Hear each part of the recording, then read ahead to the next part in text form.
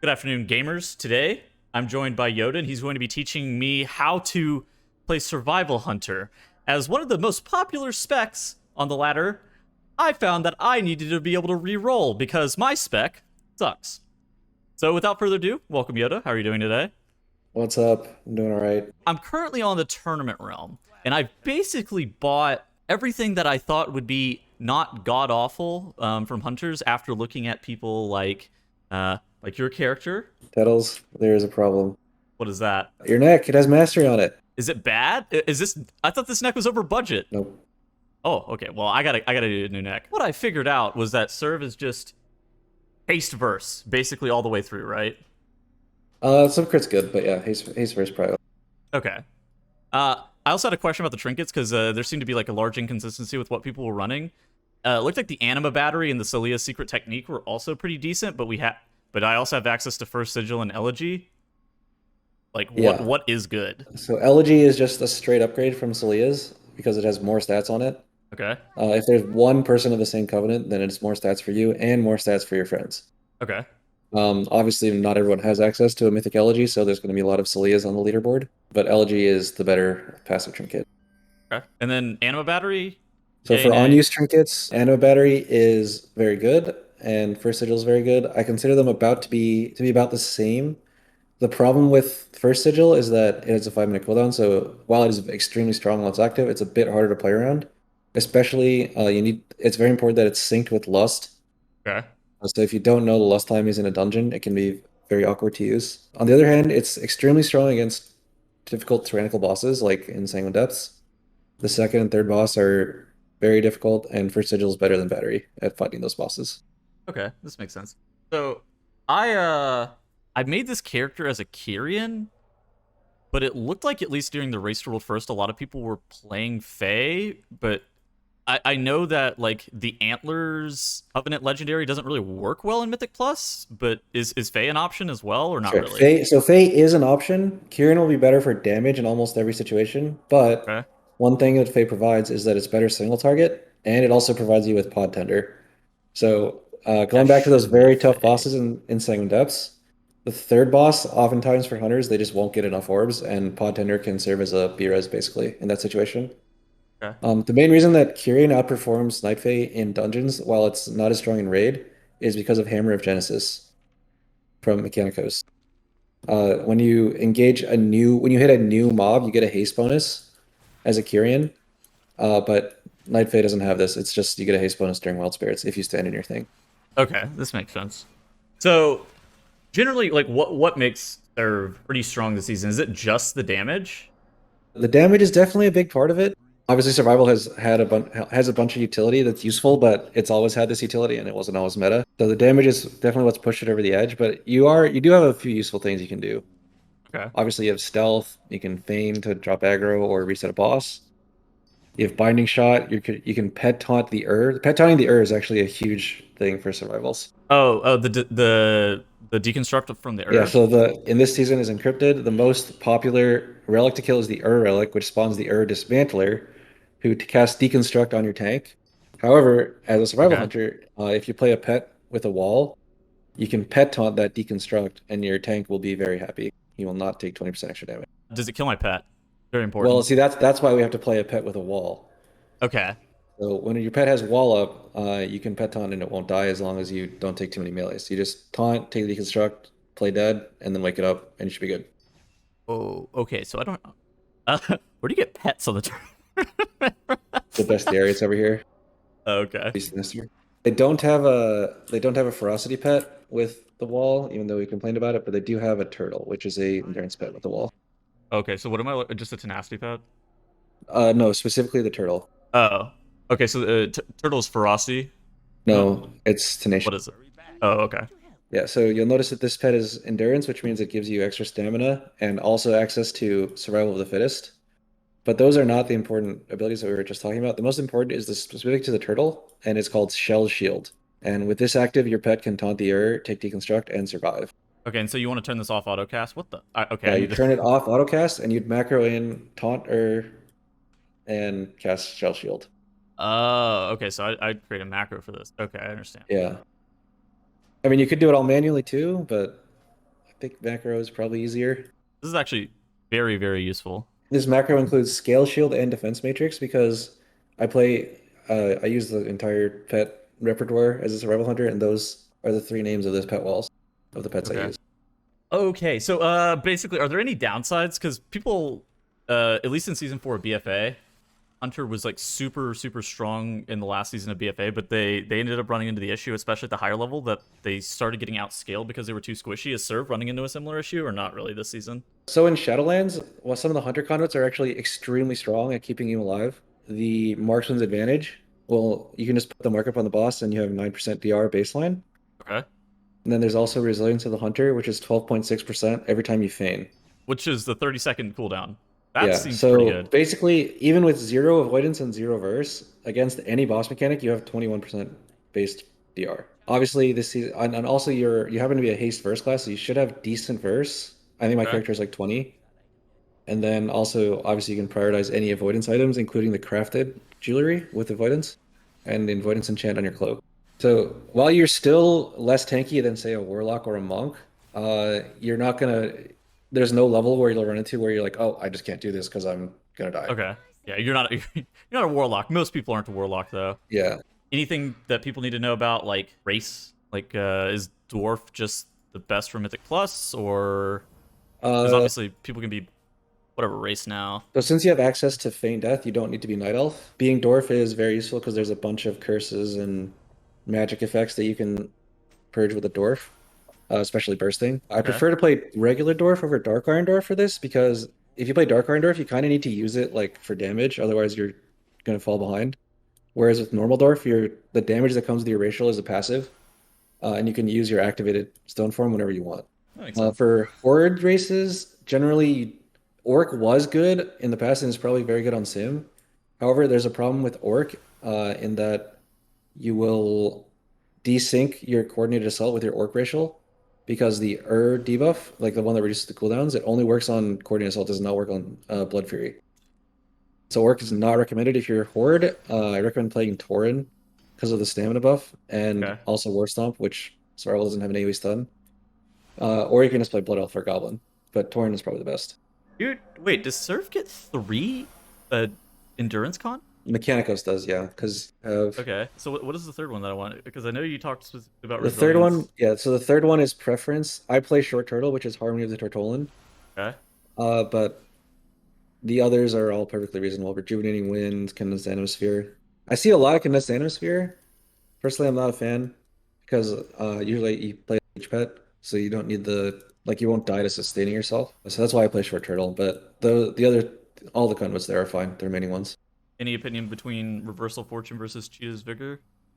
Reversal of Fortune is complete garbage. Play Cheetah's Vigor.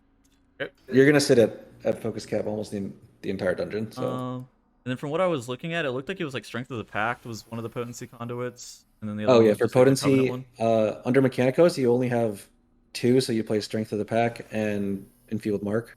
Yeah, okay. And then if you're in Night Fae, you'll play Dreamweaver, so you have three. You'll play Spirit Attunement, which is the Night Fae version of Enfeebled Mark, Strength of the Pack, and Deadly Tandem. Okay. Makes sense. Okay. I guess then we have talents. There's like one build that you go, basically, Yeah, right? there's one you can play there's two rows that ever change. So you play Alpha Predator, Guerrilla Tactics, Bloodseeker, Tip of the Spear, and Wildfire Infusion. If you have tier set, you're always playing these no matter what. Okay. So So these 5 talents are basically locked, right? yeah. Okay. So then Camouflage, Natural Mending, and Trailblazer. You're gonna play Camouflage just in every dungeon pretty much. Natural Mending is better for raids because you can't camo in a raid encounter. Okay. For the other utility row, which is Binding Shot, Post Haste, and Born to Be Wild. Most of the time, you're gonna want Binding Shot just to help your tank out in Mythic Plus. There are, however, a few dungeons where you want to swap. I find Born to Be Wild to be very useful in Sanguine Depths because you can play Short Turtle on the third boss. Is very useful for third boss and second boss. With Born to Be Wild and the Harmony of the Turtle and Conduit, you have a 2-minute turtle cooldown instead of three. The other thing I change is Post Haste is very useful in Theater against Zav, the Unfallen, because most of the time people won't kill the banners. So playing Post Haste will make your disengage dispel the slow. Sure. That makes sense. It's also Post haste is also decent in streets, although binding is also decent, so you can take your pick there. It dispels the root on the menagerie boss, and also one of the debuffs on you in the first area. Any weak auras or anything that are required for the spec? Because I know that like from my experience, like seeing it looked like there weren't very many weak auras outside of just tracking wildfire bomb CDs. I mean, you're gonna want to track Mad Bombardier, the proc you get from the tier set, Okay. so you know when you have a free bomb. And one very important thing, you're gonna want to track Pheromone Bomb, the debuff, on your target. I also track it Okay. on name types, but it's most important that you track it on your target because while it's active, when you kill command, you have a 100% to reset. It basically changes your entire rotation. When you have a kill command, you have a 1% chance to reset, which means you have a 40% chance to proc your tier set. If you don't have Pheromone Bomb on the target, it's only 10% because you'll have a 25% chance to get a reset, and then you also have to deal with the tier set RNG, which is 40. So that's 10%. Yeah, so I see that we have like 2 charges of bombs here. Yeah. Hold on. If I throw it and then it changed from shrapnel bomb to this volatile bomb. Yeah, so every time you throw it, it'll change to one of the two that it wasn't thrown. It's RNG, and obviously the red bomb's a lot better than the other two, so people complain about that a lot. Oh, you said the red bomb is a lot better? Yeah, the red bomb is Pheromone Bomb. Okay. So the way the tier set works is every time your kill command resets, you have a 40% chance to get to proc Mad Bombardier, which is what gives you the free bomb, and it's stronger too. While Pheromone Bomb is on the target, your chance to get the proc is 40% because your kill command is 100% chance to reset. But without it, it's only 10% because you have 25% chance to reset kill command. It's Okay. probably you should go to the talents page and go to the wildfire infusion, scroll over it. Okay, scroll over wildfire infusion and read Pheromone Bomb. That's the one Kill I was command talking has a about. 100% chance reset against target codes. Oh, okay. Yeah. So that makes you proc your tier set way more often and you do way more damage, basically. So basically, once you throw it, you just spam kill command, and then with the And you hope to get a proc, and then when you get a proc, you throw it, and then keep going back to kill command. and so with the two Yeah. set, it And has the a idea chance the to. idea is you get a free bomb and throw it, and it Uh-huh. also refunds the cooldown. So hopefully you get to chain it and just keep getting procs, and then you get another red bomb, and you can keep chaining that. That's like the dream scenario. Okay, so is that how people do like infinite damage outside of their cooldown sometimes even as serve because Yeah. serve has like Yeah, red bomb is your biggest cooldown, and it's random and it's a proc. okay because it's just coordinated assault which is Yeah, coordinated assault changes the kill command reset to 50% instead of 25, so it's like a okay. mini red bomb, but red bomb is still stronger. Coordinated assault just also powers up your other stuff. Okay. I always try to maintain at least one stack of bombs, right? That's something I think So yeah, the I've read biggest thing about. is when you kill command, it has a chance to reset the cooldown of your bomb, or not reset it. It makes it so that your next bomb is free and has no cooldown. But you Okay. can't throw that bomb if it's on cooldown, right? So the idea is if you are able to cast kill command, but you already have a Mad Bombardier proc, but you can't throw it because you like threw both your bombs already, then that's a huge damage loss. So that's why generally you just don't dip below one at all. But once you get more advanced in the rotation, you'll know that like, oh, I will have one turge before my next kill command, and that's fine too. That's when you can sometimes dip below. Is there anything else to know about like the rocks or anything? That's mostly it for just your procs. Obviously carb is in the AoE rotation as well because it reduces your bomb cooldown. So generally the priority system is there's two modes you're in, right? You have red bomb, which means you're just spamming kill commands and bombs, or you don't have red bomb. So when you don't have red bomb, carve is your highest priority ability because it'll refund more bomb cooldown basically than your kill command will on average. Okay. And then there's a niche scenario when you have extremely high haste, so like bloodlust or power infusion, where even with red bomb active on the target, you still carve off cooldown. So your globals are like carve off cooldown, bomb when you get a proc, order of two charges, and then kill command. Okay. So what's the deal with serpent sting? You want to keep it up on low targets, like just the boss, or if it's two targets, you keep it up. But on AoE, usually you just spread it like before the pull starts and then go back to your bomb rotation. There are situations where you'll have really bad RNG and you can't carve will be on cooldown, you have no kill commands, and you can't throw your bomb. That's when you serpent sting, but ideally you want to try to avoid this situation. And does the rotation change? Obviously, I think the AoE is the most complicated. Does the rotation change much on? Yeah, so single target you don't carve anymore. Okay. You'll use and you'll be spending most of your focus on Raptor Strike. Okay. Which is the thing that aspect of the eagle lets you cast from range, right? Yeah. Uh, one thing that most hunters aren't aware of is that Aspect of the Eagle, standing at range is not that big of a damage loss. Even under like the weirdest circumstances, your Raptor Strike will be less than 10% of your damage, and your melee will be about 5.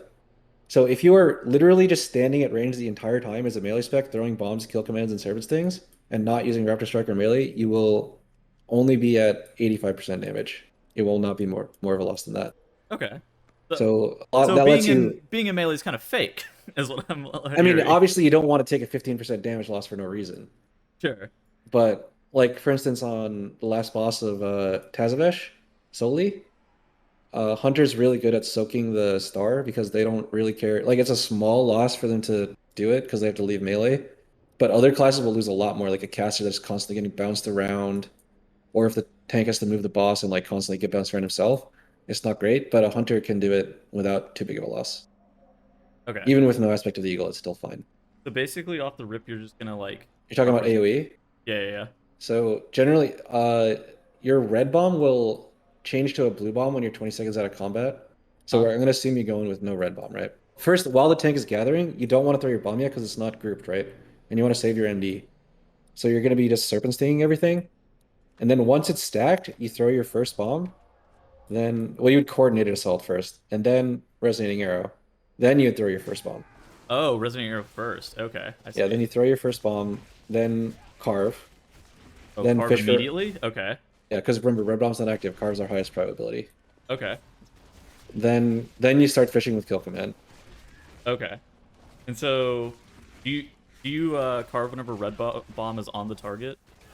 You would only do that under. So the APL actually does that just period baseline.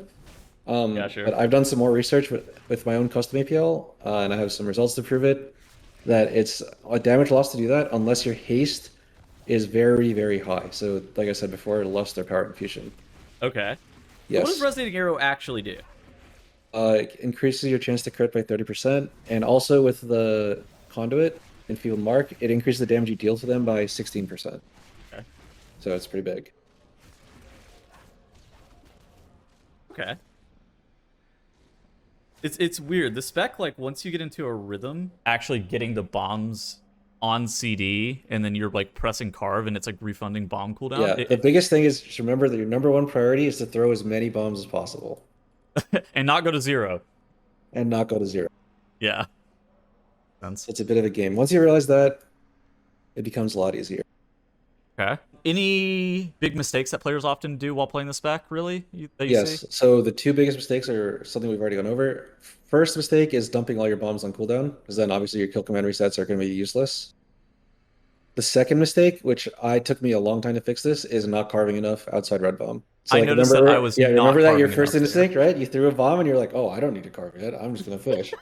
Yeah, that's a mistake. You wanna instantly carve. Okay. Good at calling me a moron. Well, I didn't say that. I remember this took me a very long time to fix for myself. Okay. That's the biggest thing. Obviously, sometimes you're gonna be at range, so you throw a bomb. Oh, you're not in range to carve yet. You should kill command anyway, right? But ideally, you're carving the second it's up. Okay, I see. And then there's Um, some weird stuff with like the trajectory of the like you have to be bombing the front target, otherwise it's not going to hit all the other targets behind it, right? Yeah, There's something weird with there's a that. pretty decent radius as long as the pack is stacked. You can kind of just target anything. But yeah, there is Oh, it there is misses an. like half the dummies. No, it didn't. I'm literally gonna Look, look, stand look. here and throw Look, at the furthest one. if I Okay, and just have to wait. No, look, I have my debuff. I just don't have auras on. okay, look at I hit half the dummies with it, so it's like You hit the okay, but furthest one. Look. the cone is less bad than I thought it was from Yeah, whenever I was yeah. reading It's about not it. it's not terrible, but there is a cone. Okay. So you do want it to be on like a specific target. There's also something weird I was reading about, like if a target dies and you throw a proc, you just don't get refunded the proc, right? You do get refunded the proc, you don't get refunded the bomb. Oh. Oh. So that would mean you have a Oh. proc. So you'd be in the situation where you have a proc and your bomb's on cooldown for 13 seconds. Yeah, that you don't want that. Okay, so make sure that you're not bombing targets that die. Is that like important for is that why people don't throw their bombs at the relics? They do throw their bombs at the relic. Like, but they The good don't. ones do. Oh, okay. Really, Then, some people. when the relic dies, you switch your target. Or when it will die before your bomb lands, you switch your target. But yeah, that is something you have to watch out for. Okay. Any other big mistakes or things that you think we need to cover? Defensive play is pretty important, like knowing what you can feign, how every boss mechanic works with feign, but that's a long list that we're not That going to go comes through with here. time, Yeah. probably. Yeah, Yeah. that's something that probably comes with time. Misdirect your tank on CD probably helps. Actually, that is a pretty big thing. A lot of hunters including myself, have a mistake of misdirecting your tank before the pull starts. However, if you're doing the Serpent Sting spread strategy, which I suggested, you don't actually want to do this because then your misdirect will fall off when you start to do your damage and you'll pull threat if you're in melee. Sure. You want to save your misdirect basically for when you use Resonating Arrow, usually. I have a question. Would you ever like hold a red bomb proc Yeah, all the if time. you don't have KC up? Yeah, you would like Serpent Sting once and then throw it, and your KC Okay. should be up by then. Yeah, because obviously you're not gonna be holding it for a Yeah. while. The other thing I thought you were gonna mention is if the pack is like ending, you can try to hold back from using red bomb. If and you have a red bomb next, you can like try to hold it and then you start the next pack with red bomb. That's pretty big. I'm feeling like JP Carve right now. Oh, JP Carve is the rank 1 hunter in North America, man. Come on. Need some work for that. I'm doing 27k DPS, YoDa. I'm doing twice the damage that my Moon King can do right now. Yeah, I mean, that is true. Yep, good work. Feeling like JP Carve. Yep. All right, I think that's gonna probably be it for the video. Any last words, YoDa? Should I mention my guide? Because I do have an in-depth text guide Oh, that covers pretty much please. all We will this. link it down in the description as well. Okay. It's just tiny URL YoDa serve guide. I'll send you the link. Okay, sounds good. And it's on my Twitch. If you just ! serve guide, it's there. Yeah, and of course the GG WoW people have multiple people who play Serve, both you and JPC. So go check those guys out. Go check out their Yeah. Twitch pages. There's a bunch of other Serve hunters And as we're well. both bottom rerollers. Both bottom rerollers, so they can ask. So you can ask them very noob questions, and they won't make fun of you. Sometimes, maybe. Yeah. I'm most JPC's coming from like playing a rogue in this expansion. I've played a lot of marksman, so most of the hunter things I'm probably going to be a bit more knowledgeable about, but melee stuff he's probably better at Okay. by this point. All right. Cool. I think that's gonna be it for us today. We'll see you guys in the next YouTube video. Hope you guys all have a good rest of your day. Later. Later.